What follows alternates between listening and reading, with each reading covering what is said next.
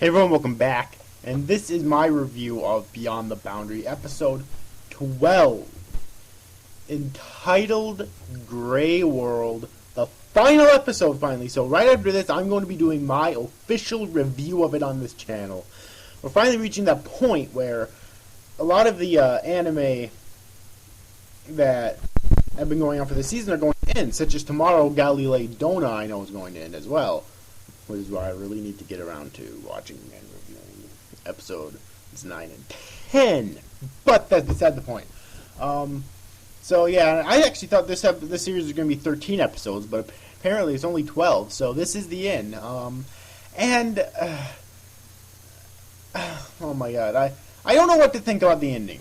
I liked it and I didn't like it at the same time, and I'm going to explain why. It doesn't ruin the series for me. It's not so horrifically bad that I feel like I wasted my time watching the rest of the series. Alright, it's not that kind of ending. Okay? It's not nearly that fucking bad. It was just the final scene was a big what the fuck. So yeah, I'll talk about that when I actually get to it. So this episode, for the most part, was pretty simple. We basically had the conclusion of Beyond the Boundary, which at the end of this episode, it was put back inside of Akihito. Alright, so I assume that means he's immortal again, although it didn't really specify on that, I don't think. Alright, but yeah, I assume that means that he's immortal again. And the animation, probably the best in the series in this episode. The animation never faltered even for a moment. You know, there were scenes when there wasn't as good animation as some of the bigger scenes, but it never faltered so much in a single moment that where there was just literally no animation. Like this, the animation in this episode was perfect. It really was, especially in the fights. The fight that the six of them had with that one dude, the villain, I forget his name, but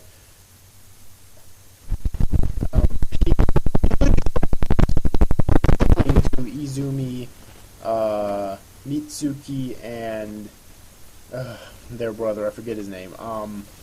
But yeah, we do learn in this episode that he is their brother, actually. But we don't really learn his motives, though.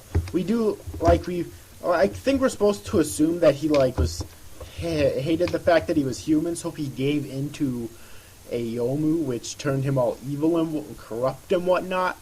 But that's really all we know about him. We don't really know what his true motives were, if anything, or if he's just an evil motherfucker just for the hell of it. We don't really know that. Alright, but the fight that, Mitsuki and her brother had with him, not to mention others were in there, like Izumi and Sakura. I'm pretty sure there was one or two others in there. I don't remember all of them for sure, though.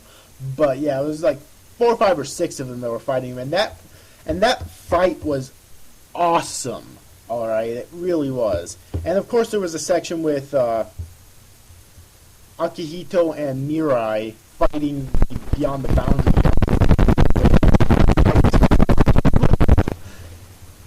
But the confusing part is that after they defeated the Beyond the Boundary Yomu and it went back inside of Akihito, Mirai disappeared, alright, which, it's fine. It's a sad ending, but it's a fitting ending, because she even said that the real her disappeared a long time ago.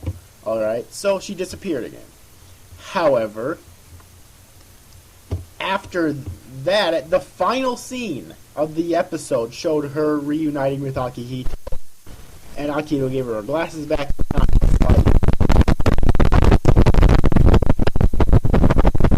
What? That doesn't make any fucking sense. Why was Mirai there? Was Akihito just tripping, dreaming? It didn't specify anything like that. It was so confusing. And like I said, it's not the type of bad ending that really it's not even a bad ending, it's just a what the fuck type of ending, right? So it's not the type of ending that really makes me feel like watching the rest of the series, the previous 11 episodes, was a waste of my time, I feel like I still got something out of it. I really feel like it was worth it for me to watch the remaining to watch the other episodes, but dear God, it's like, that was just, what? Like, can anyone please explain this to me in the comment section below? Because I don't understand it at all, what happened there. That's really one of my only two complaints about this episode.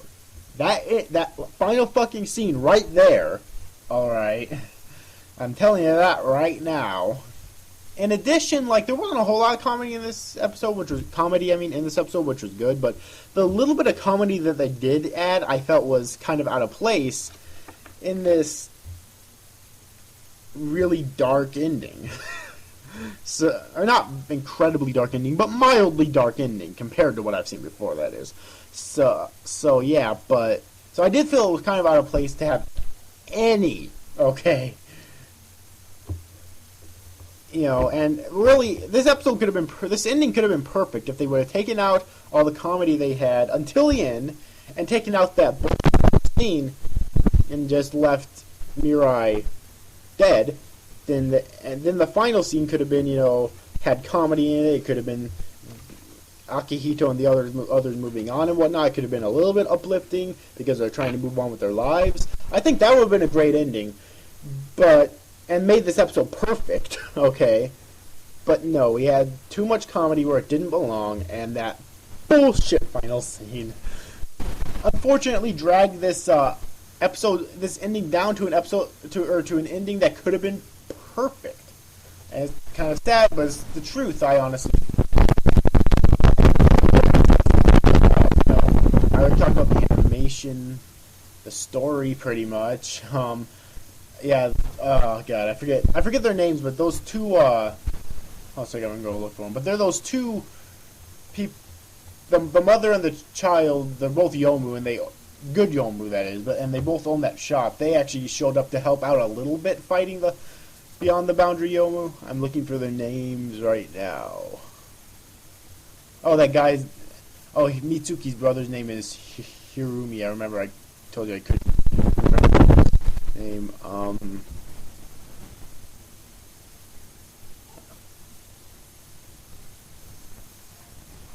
Hold on a sec.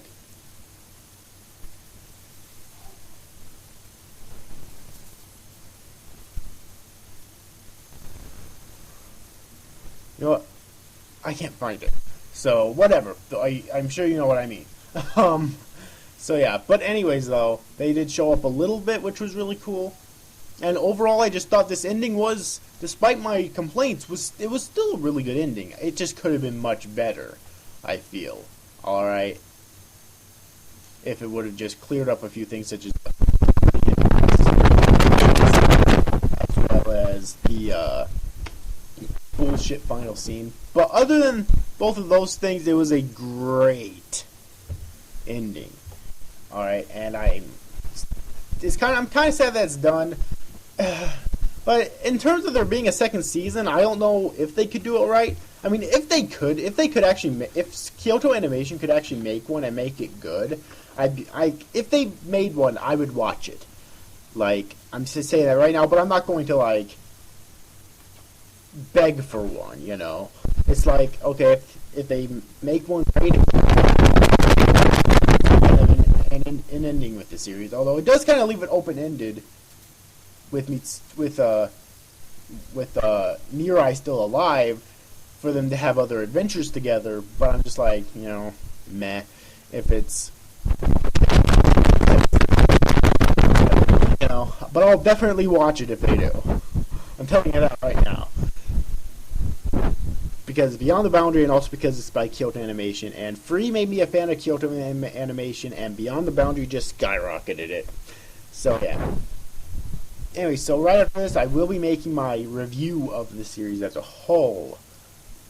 And yeah, so anyways, overall, hope you enjoyed this review, guys. See you after, guys. Thanks for watching. Bye bye.